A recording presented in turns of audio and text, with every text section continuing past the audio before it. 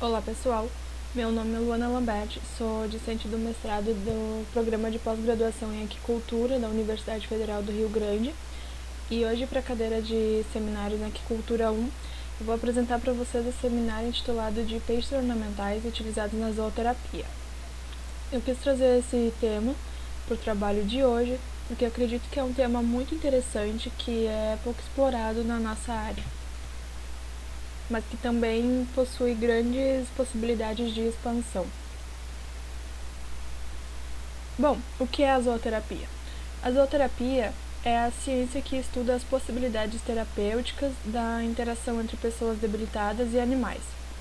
Ela é de caráter transdisciplinar, é abrangente e rica em possibilidades de aplicação, tanto que podem ser atribuídas a ela duas vertentes, que seriam a terapia assistida por animais, na qual os pacientes humanos e até mesmo outros animais são beneficiados nos mais diferentes contextos através da interação com os animais terapeutas, e o uso de biofármacos, que são gerados a partir das substâncias produzidas pelos animais, como é o caso do própolis das abelhas ou o muco do escargot, que é muito utilizado no exterior para a fabricação de cremes rejuvenescedores e até mesmo antibióticos.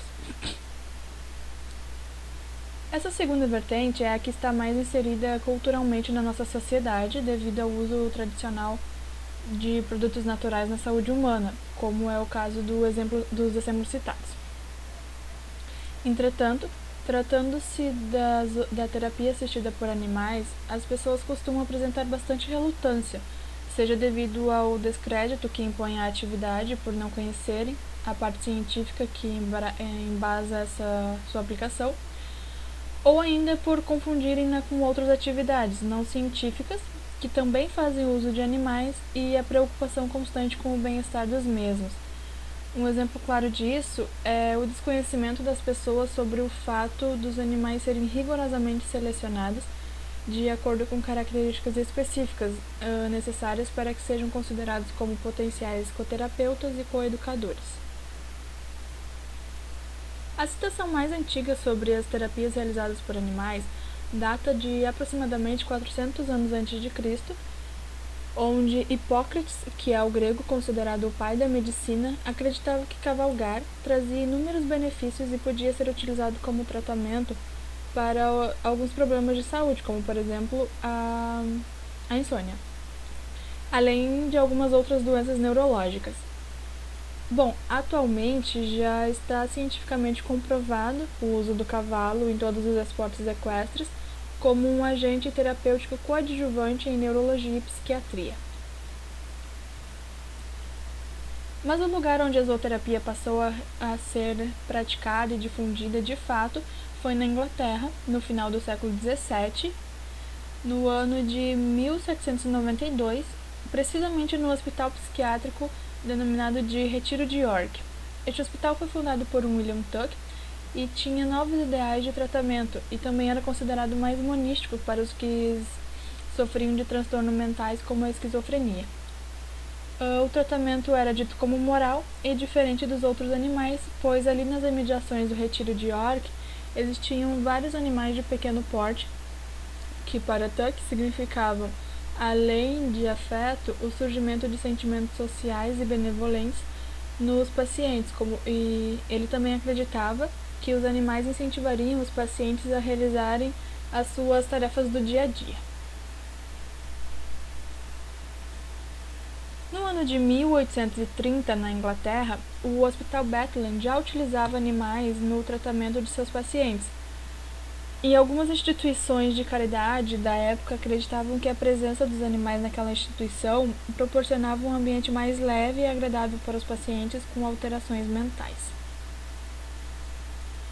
Em 1867, na Alemanha, em uma instituição chamada Bethel, animais também foram utilizados como apoio a pessoas com epilepsia e na mesma época já acontecia a utilização da terapia com animais em pacientes psiquiátricos. Em Washington, no ano de 1919, no Hospital St. Elizabeth, os animais também foram utilizados para potencializar o tratamento de homens com problemas mentais. e em 1944, antes do fim da Segunda Guerra Mundial, existem registros do uso de cães, cavalos e animais de fazenda utilizados pelas forças americanas, que era patrocinado pela Cruz Vermelha, para a reabilitação de soldados vindo das guerras.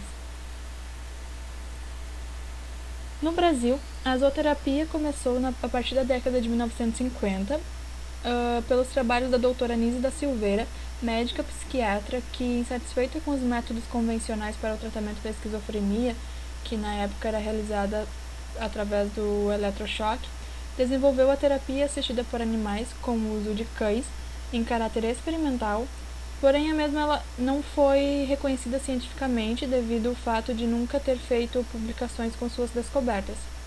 Assim, o crédito ficou com o psicólogo infantil Dr. Boris Levinson, dos Estados Unidos, como precursor dessa ciência.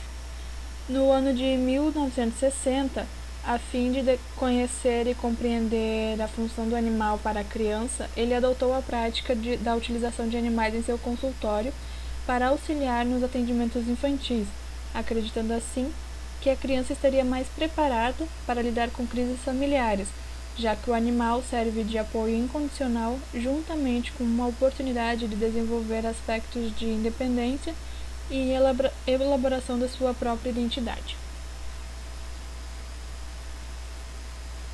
Segundo a Associação Americana de Médicos Veterinários, a zooterapia pode ser dividida em 3 categorias, sendo elas: atividade assistidas por animais, na qual não possui objetivos terapêuticos específicos; terapia assistida por animais, que possui objetivos claros e dirigidos e critérios pré-estabelecidos; e os programas de animais de serviço.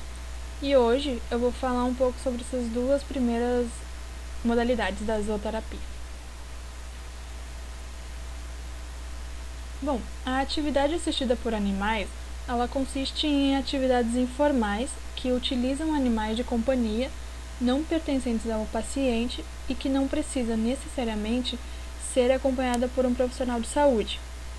Ela é indicada no tratamento de ansiedade, dificuldades de socialização e pessoas com necessidades especiais. Essas atividades elas promoverão socialização, motivação, educação, recreação, entre outros benefícios aos seus pacientes. Nessa modalidade também, os animais são subdivididos em 2 grupos, como tocável e não tocável. Exemplos de animais tocáveis seriam cães, gatos e coelhos, entre outros, assim como os não tocáveis seriam pássaros e peixes.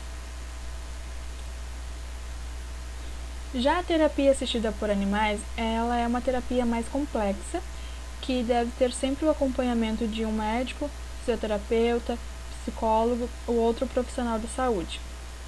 Ela faz parte de um tratamento que geralmente envolve outras medidas e precisa de monitoramento.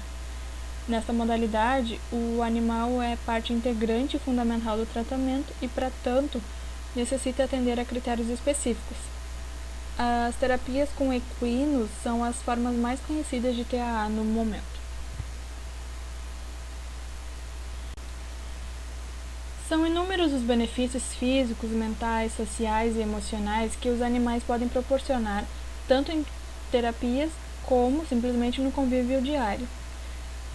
Bem-estar, afastamento do estado da dor, encorajamento das funções da fala e das funções físicas, redução da pressão sanguínea e frequência cardíaca, estímulos da memória e cognição, diversão, diminuição do isolamento, oportunidade de comunicação e convivência, possibilidade de troca de informações e de ser ouvido, sentimento de segurança, socialização, motivação, diminuição da ansiedade, elevação do relaxamento e da felicidade, aumento da confiança em si próprio e do grupo, diminuição do estresse, são alguns dos benefícios dessa prática. Alguns resultados ainda têm sido observados no aprendizado de crianças e adolescentes com ou sem déficits cognitivos, idosos institucionalizados ou não, dependentes químicos, alcoólatras, presidiários, sedentários, enfermos hospitalizados, pacientes com dificuldade de locomoção e portadores de diferentes tipos de deficiências ou patologias. Apesar de não curarem, esta prática ajuda os pacientes a recuperar a autoestima, fomentar a interação e as relações sociais, adquirir uma maior autonomia e desenvolverem melhores capacidades de linguagem e movimentos. Promovem ainda o desenvolvimento emocional através do vínculo criado entre o paciente e o animal. A zooterapia praticamente não tem contraindicações.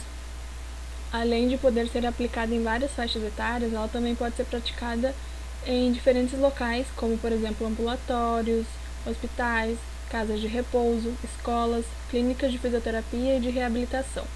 Ou seja, muitos podem se beneficiar com esse tratamento. Porém, a zooterapia ela é indicada para algumas condições específicas, com resultados mais eficientes, como é o caso da paralisia cerebral, desordens neurológicas, ortopédicas e posturais, síndrome de Down, distúrbios de comportamento, esquizofrenia, autismo, deficiência visual e ou auditiva, pacientes com câncer, hiperatividade, insônia, estresse, ansiedade e depressão. Vários animais podem ser utilizados na zooterapia, porém, para ser um animal zooterapeuta, este deve possuir certas características, como por exemplo ser calmo, estar saudável, ser adaptado ao convívio e à interação com pessoas e outros animais, e também permitir o toque e o manejo. E apesar de ser bastante inclusiva essa prática, algumas espécies são mais utilizadas na prática da zooterapia, como é o caso dos cães e dos gatos, que ocupam o primeiro lugar no ranking, seguidos de perto pelos cavalos em segundo lugar, e em terceiro outras espécies, como algumas aves, roedores, répteis e peixes, que é o foco deste trabalho. A gente sabe que a aquicultura está registrada em informações de povos tão distantes no espaço e tempo quanto egípcios, romanos e maias, sob as formas de escritas, pinturas e objetos de manuseio. Porém, competem aos chineses os escritos mais remotos, indicando a utilização de quíndios como ornamentais há mais de 3 milênios. E o domínio da técnica de reprodução, entretanto, consolidou-se apenas no século III, onde foi possível que essa atividade fosse disseminada para o mundo. Algumas ilustrações de tanques para peixes ornamentais, muitas vezes com as espécies tilápia, no Egito Antigo, indicam que esse hobby já era praticado na região por volta dos anos 3200 a 2100 a.C. E após o desenvolvimento inicial do aquarismo na China e no Japão, entre 970 a 1279 d.C., a atividade chegou à Europa em meados do século XVII, onde foi inaugurado o primeiro aquário público do mundo, em maio de 1853, no Zoológico de Londres. No Brasil, o primeiro registro da atividade se deu no Rio de Janeiro em 1922, durante a primeira mostra de aquários na Exposição Internacional do Centenário da Independência. A partir daí, a popularidade do aquarismo só cresce no Brasil e em 15 de março de 1942 é inaugurado na Bahia o Pavilhão de Peixes Ornamentais na 8ª Exposição de Pecuária do Estado. Em São Paulo, o aquarismo cresceu vertiginosamente e de maneira bastante organizada. Em 7 de novembro de 1943, houve um evento marcante para o aquarismo paulistano e brasileiro, que seria a primeira exposição de peixes ornamentais realizada no Parque da Água Branca.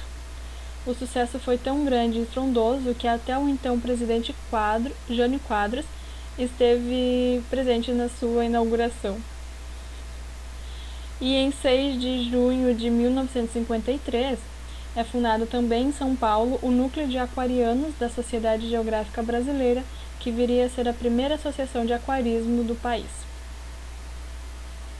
Atualmente, o aquarismo continua sendo um hobby bastante praticado no Brasil e no mundo. Mas por que tantas pessoas gostam de ter aquários em casa? Bom, ter um aquário em casa pode trazer inúmeros benefícios, como por exemplo o embelezamento do local, estimulação da criatividade, proporciona relaxamento, proporciona relaxamento, traz tranquilidade, diminui o estresse e também confere a sensação de responsabilidade, assim como qualquer outro pet.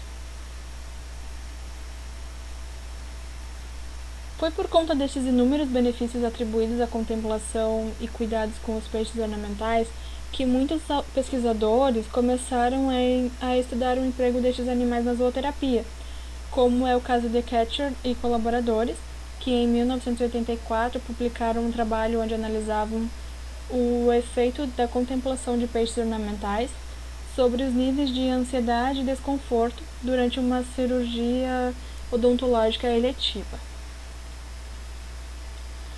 O estudo consistiu de 4 tratamentos mais o controle, com 8 pacientes de 21 a 60 anos em cada grupo.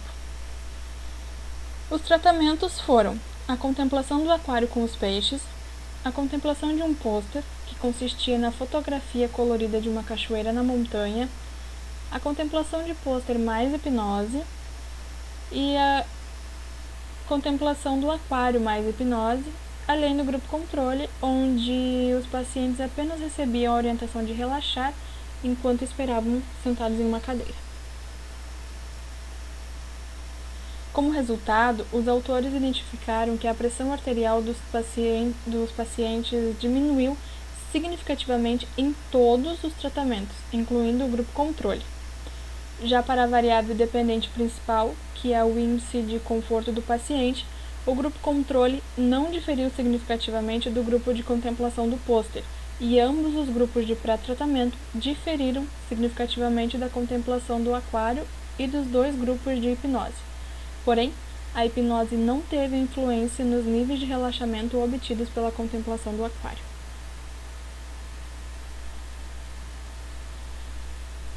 Como conclusão, então, os autores sugerem que quando os pacientes são instruídos adequadamente, um procedimento muito simples como é a contemplação de um aquário pode produzir significativamente mais relaxamento durante a cirurgia odontológica eletiva. Visto que a contemplação de um aquário é um procedimento muito mais simples e mais aceitável do que a hipnose e pode produzir um estado de relaxamento e sugestionabilidade aumentada que é indistinguível de um transe hipnótico, os autores sugerem que a contemplação de estímulos visuais complexos como um aquário pode ser uma técnica interessante para proporcionar maior relaxamento aos pacientes de clínicas odontológicas. Já no ano de 1985, Riddick avaliou a influência de aquários na saúde de idosos não institucionalizados, ou seja, que não faziam parte de nenhuma instituição de saúde. O estudo foi realizado com a participação de 22 idosos com idades igual ou acima de 55 anos e 2 grupos experimentais, mais o controle.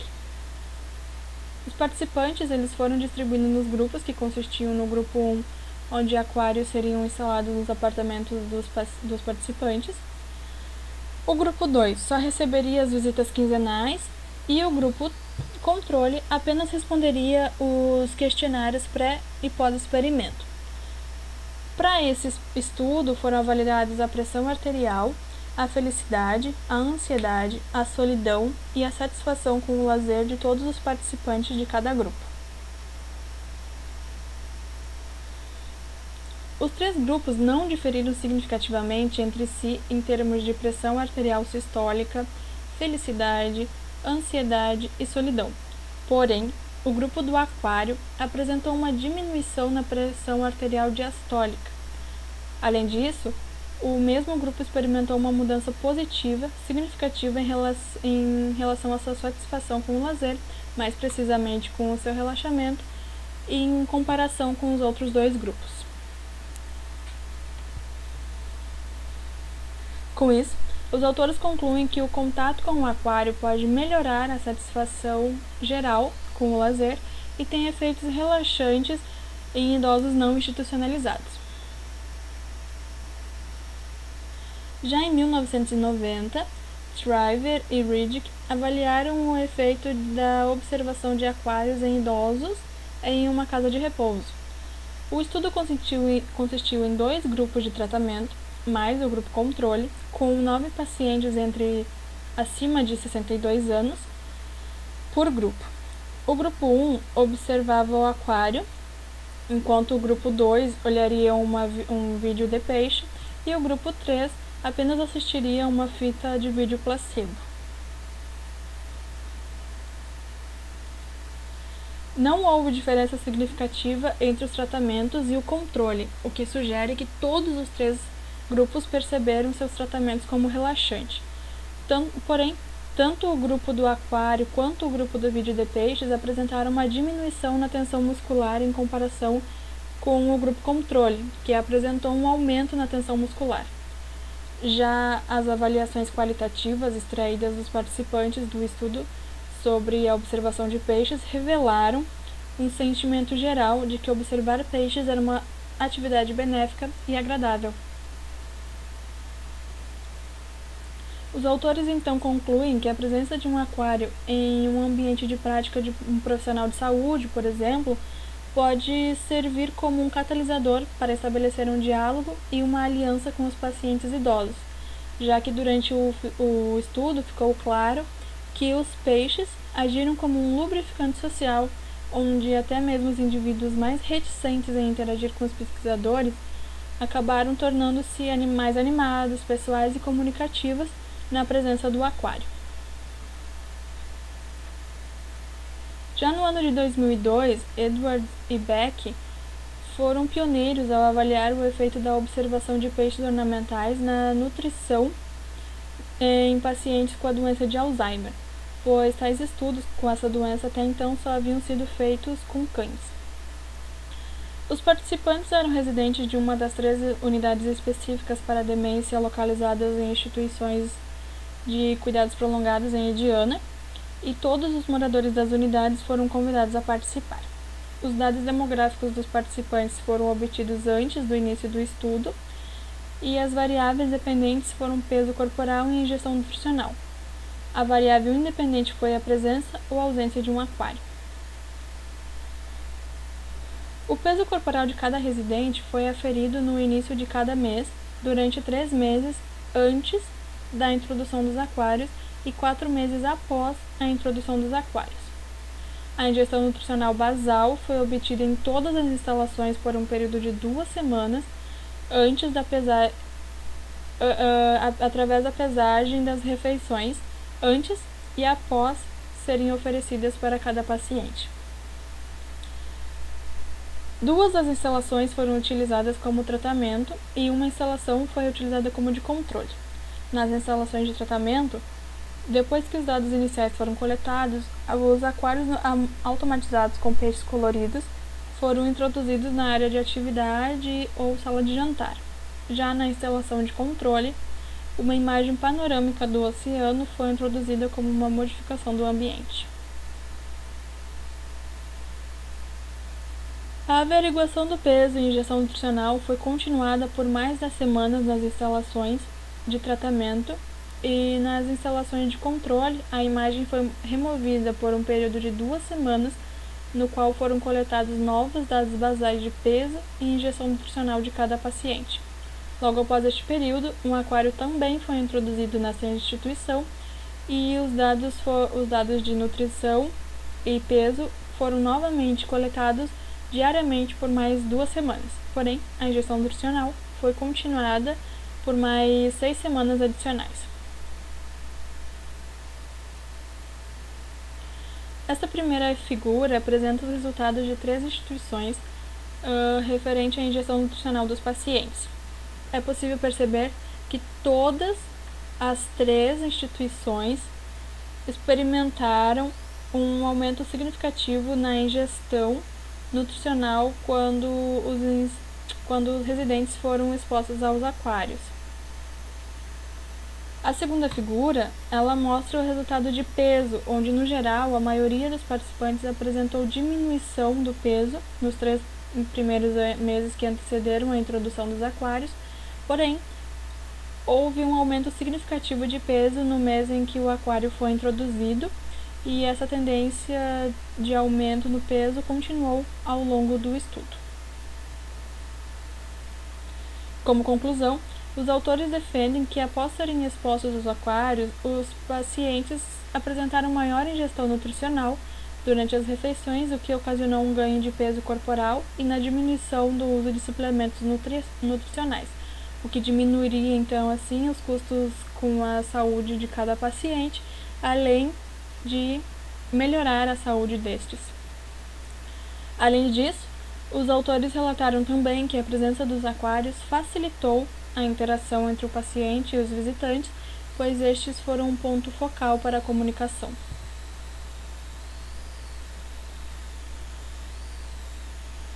Barker e colaboradores avaliaram no ano de 2003 o efeito dos aquários em pacientes de terapia eletroconvulsiva. Foram analisados, para este estudo, um total de 42 pacientes entre 21 e 82 anos com depressão grave ou transtorno bipolar que não respondeu ao tratamento farmacológico, portanto necessitariam de uma terapia eletroconvulsiva prescrita por psiquiatras. Um aquário foi colocado em 2 das 4 salas de espera privativas usadas pelos pacientes que aguardavam o tratamento. Os pacientes, então, eles foram designados para salas de espera a partir dessa ordem de chegada, de forma aleatória. E esses participantes, eles não foram informados sobre o aquário nas salas ou convidados a examiná-lo para que ocorresse a minimização das características de demanda. E em dia de tratamento subsequente, os pacientes seriam designados para a condição alternativa.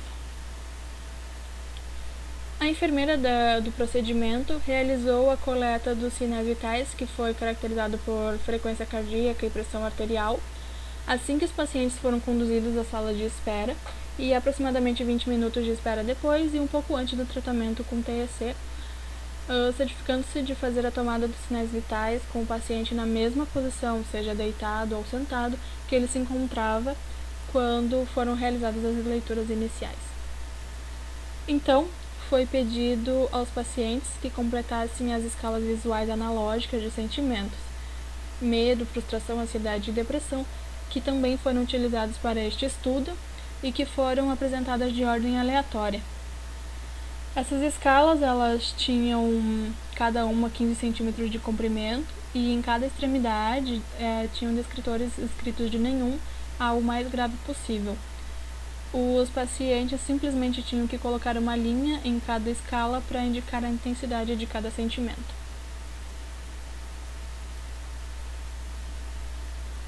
Os resultados não revelaram diferença estatisticamente significativa entre o aquário e as condições de controle para a frequência cardíaca, para a pressão arterial sistólica e para a pressão arterial diastólica, e para os níveis autorrelatados de medo, frustração e depressão.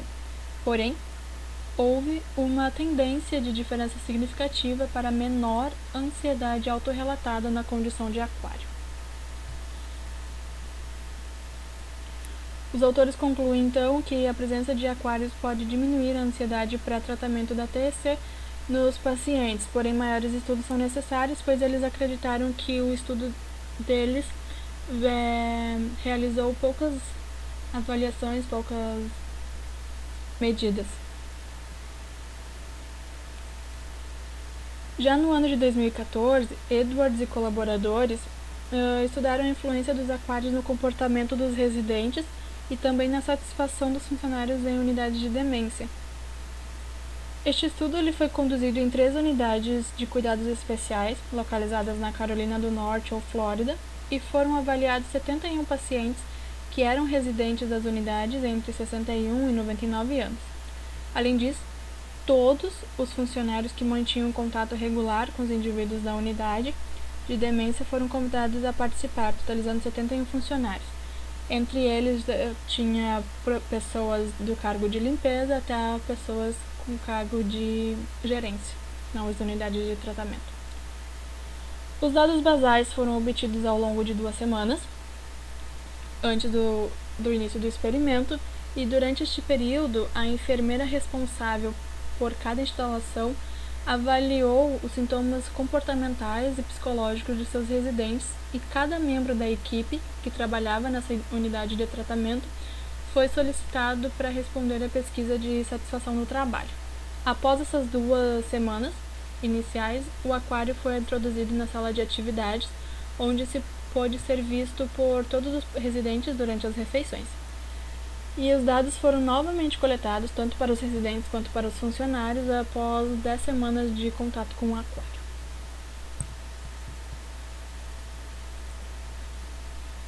Os comportamentos dos residentes foram categorizados em 6 variáveis, sendo elas comportamento não cooperativo ou agressivo, comportamento irracional ou inquieto, problemas de sono, comportamento irritante, comportamento impróprio e comportamento perigoso. Segundo os resultados, eles demonstraram que o comportamento dos residentes ele melhorou ao longo de 4 variáveis, que seriam essas 4 primeiras, como comportamento não cooperativo, irracional, sono e inadequado, e também mostrou que as variáveis de comportamento irritantes e perigosos não teve nenhuma diferença significativa. Porém, no geral, a pontuação de comportamento dos residentes melhorou significativamente depois que o aquário foi introduzido em cada instituição. Isso também aconteceu para a satisfação geral da equipe do ambiente de trabalho, que também melhorou significativamente após a introdução do aquário em seu ambiente de trabalho. Com isso, os autores concluíram que a presença dos aquários podem melhorar, em uma localização central, claro, podem melhorar o comportamento problemático dos pacientes que estão internados em casas de repouso ou clínicas, e além de melhorar também a satisfação da equipe que trabalha no ambiente.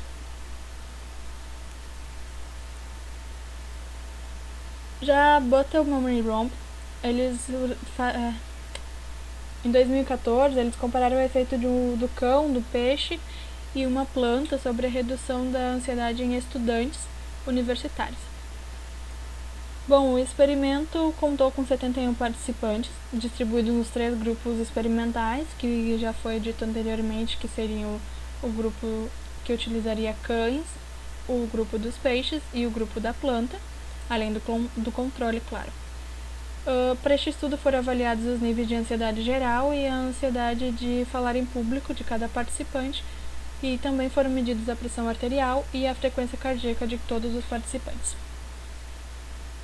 Bom, a ansiedade ela foi induzida por meio de uma tarefa de falar em público, onde o experimentador disse aos participantes que eles teriam que realizar uma breve apresentação sobre um tema sorteado com apenas 5 minutos para se preparar. Os participantes eles não tiveram nenhuma informação complementar sobre o tema, apenas o nome do tema, o assunto, no caso, e um lápis e uma folha de papel onde eles fariam anotações para fazer a tal apresentação. Após o período de preparação dos 5 minutos passarem, o experimentador disse também que precisaria de mais 5 minutos para preparar a sala de apresentação. E nesse período, ele incentivou os participantes a se envolverem com os animais ou com a planta, ou com o cachorro, ou com o peixe, ou então apenas esperar, de acordo com o grupo experimental de qual eles faziam parte. Como resultado, os pesquisadores encontraram que houve um efeito de redução em todas as 3 condições experimentais, de redução da ansiedade, no caso, E no grupo dos peixes, por exemplo, a ansiedade foi reduzida em média 58,2%, o que é mais do que os cães, que foram reduzidos por 56,2%, e que os peixes, que foi 45,67%.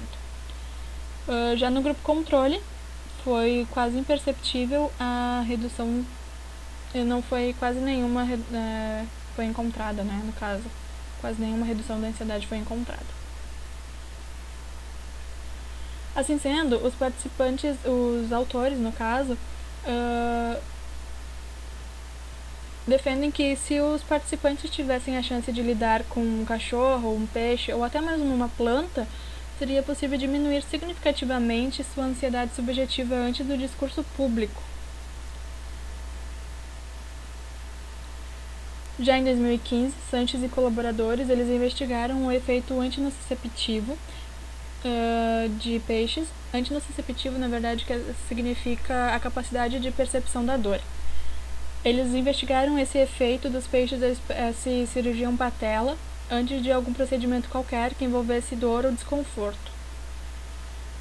O estudo foi realizado com 69 adultos voluntários, dos quais 12 foram designados aleatoriamente como grupo controle.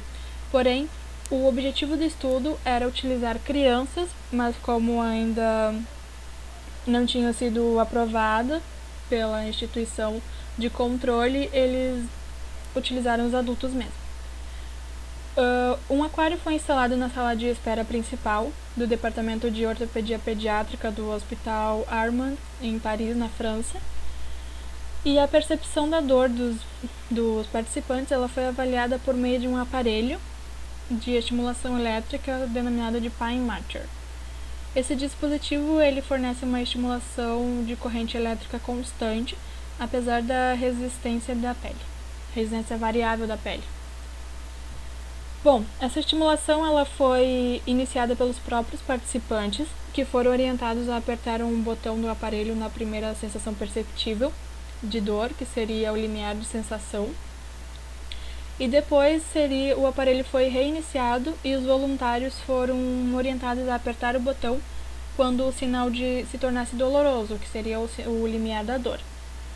Essas medições elas foram avaliadas antes na exposição do aquário e repetidas após 5, 10, 20, 30 minutos após a contemplação contínua do aquário e 10 minutos depois do término dessa exposição.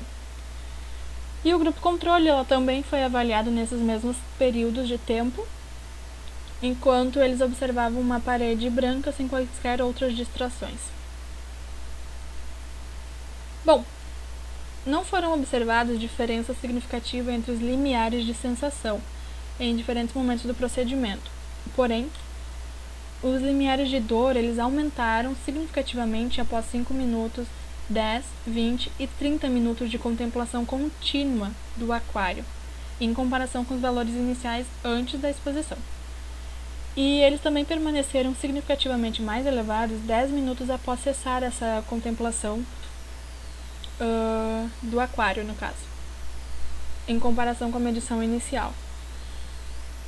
A análise estatística que foi feita, ela não revelou nenhuma diferença significativa entre as medidas de limiar de dor após os 30 minutos de exposição ao aquário e depois dos 10 minutos após o término da exposição. Esse resultado sugere, então, que um efeito remanescente da exposição ao aquário em indivíduos saudáveis permanece durante um tempo. Já no grupo controle, a análise dos dados não mostrou diferenças estatisticamente significativas nas medidas de sensação e de dor em qualquer momento durante o experimento. Então, como conclusão, os autores sugerem que a contemplação de um aquário demonstra ser uma boa técnica antinociceptiva e não farmacológica e que pode ter inúmeros benefícios sobre a ansiedade pré-operatória, principalmente de crianças menores que 7 anos. Bom, além desses trabalhos que renderam artigos, eu pesquisei vários projetos que estão sendo realizados aqui no Brasil, que visam a utilização de peixes ornamentais como animais zooterapeutas. Esse, no caso, é o trabalho da médica veterinária Mariana Fonseca, que foi utilizado como prática profissionalizante e é denominado de zooterapia com peixes beta-splendens e crianças autistas, uma combinação perfeita. Essa moça, Mariana, ela é orientada pela professora doutora Maria de Fátima Martins, que dá aula na Faculdade de Medicina Veterinária e Zootecnia da USP, em São Paulo. E elas utilizaram esses animais como complemento do tratamento de crianças com transtorno do espectro autista. Outro projeto que já esteve em andamento também foi o projeto intitulado Utilização de Peixes em Aquário como Terapia em Deficientes Intelectuais, que foi comandado pela discente Faiane Espírito Santo, e foi realizado na Associação Pestalozzi, em Aquidauana, no Mato Grosso do Sul, e teve o objetivo principal de estimular os sentidos de responsabilidade e de autoconfiança das crianças que possuíam deficiência intelectual para que obtivessem um melhor desempenho na escola. Aqui no Rio Grande do Sul, o projeto Aquário na sala de fisioterapia com crianças portadoras de necessidades especiais foi realizado na Universidade Federal do Pampa, pelo curso superior de Tecnologia em Aquicultura, pela minha colega, Alessandra Pérez Gomes, e onde um aquário foi montado na Associação de Pais e Amigos dos Excepcionais da PAI Uruguaiana, e consistia de 2 etapas, onde a primeira etapa era essa montagem do aquário na sala de fisioterapia, e a segunda etapa seria a oficina de aquarismo, da qual eu tive o prazer de participar. Foi deste projeto que eu participei no ano de 2017, 18, se não me engano, que me surgiu a ideia de trazer esse tema tão interessante para o trabalho de hoje. Bom, o precursor dessa ideia do aquário na sala de fisioterapia foi o Aquário nas Escolas, que também é um projeto da professora Alessandra, onde ela levava um aquário para algumas escolas primárias ali da cidade, e onde apresentava uma oficina também de aquarismo para as séries iniciais, perdão. Além disso, também lá na Unipampa, pela Jéssica Cristina Veros Villanova, também do curso superior de Tecnologia em Aquicultura, foi realizado o projeto Peixes Kingios como terapia assistida por animais, onde a estudante instalou um aquário de fisioterapia no laboratório de fisioterapia neurofuncional da referida universidade, no caso. Bom, uma curiosidade sobre essa zooterapia, mais precisamente a terapia assistida por animais, é que muitos animais, como eu já tinha falado, podem ser utilizados como animais coterapeutas e coeducadores. E um dos outros animais aquáticos que eu encontrei na minha pesquisa foi a utilização de golfinhos como coterapeutas. Bom, essa ideia de que a interação dos humanos com golfinhos podia ser benéfica, ela foi formulada lá pela primeira vez em 1960 pelo norte-americano John Lilly, que estudou a comunicação dos golfinhos com os humanos. E em alguns países, como nos Estados Unidos e na Inglaterra, essa terapia com golfinhos, que é denominada de delfinoterapia, ela já está sendo utilizada com muito sucesso, aliás, como um coadjuvante lá na hidroterapia. Bom, essa delfinoterapia, ela nasceu no campo da terapia assistida por animais, na qual o golfinho ele é utilizado para a terapia e busca melhorar a capacidade motora dos pacientes, né, graças aos exercícios realizados na água, além também de incrementar a capacidade de comunicação e o aumento da independência, serenidade e cooperação de cada paciente. Bom, segundo os estudos, os golfinhos eles são animais de grande sensibilidade acústica e que apresentam uma forma de comunicação semelhante ao sonar. Então, essas características ela torna essa espécie incomparável nas melhorias neurofisiológicas dos pacientes e também ela tem, devido a essa energia contida nesses sons dos golfinhos, tem a capacidade de desfazer a estrutura molecular dos fluidos e, então, no caso, ela vai alterar o metabolismo celular do corpo humano, promovendo, então, a liberação de hormônios como a endorfina, que provocam o bem-estar, que eu já havia falado, e a produção de células de defesa do sistema imunológico. Bom, embora inicialmente essa técnica da delfinoterapia tenha sido utilizada apenas para portadores de deficiência mental, ela atualmente atende várias patologias, como, por exemplo, a síndrome de Down, as perturbações do espectro do autismo, o cancro, depressão, síndrome do déficit de atenção e deficiências auditivas e visuais, lesão na medula espinhal e além de problemas sociais e outros problemas.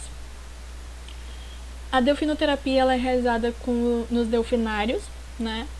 E com os golfinhos eles são adestrados e os pacientes também onde os pacientes realizam exercícios aquáticos auxiliados por um terapeuta. Durante essas sessões de delfinoterapia, o animal, o paciente e o monitor eles vão se interrelacionar através de um programa de trabalho que inclui jogos e movimentos distintos, segundo o que se queira trabalhar, por exemplo, uma área motora ou a sociabilidade de cada paciente. Com tudo isso, fica comprovado, então, que os peixes e alguns outros animais aquáticos, claro, também podem ser uma ótima ferramenta suplementar para o tratamento de doenças como a ansiedade, a depressão e o estresse, por exemplo. No caso dos peixes, eles apresentam inúmeros benefícios, como, por exemplo, a beleza, o custo relativamente baixo, e também proporcionam relaxamento e, além disso, eles podem ocupar pequenos espaços nos ambientes. Por isso, eu deixo registrado que acredito que maiores estudos podem e devem ser realizados utilizando os peixes ornamentais como zooterapeutas e cada vez mais teríamos mais resultados positivos com essa técnica. Bom, pessoal, por hoje era isso. Agradeço a atenção de todos. Então, até mais.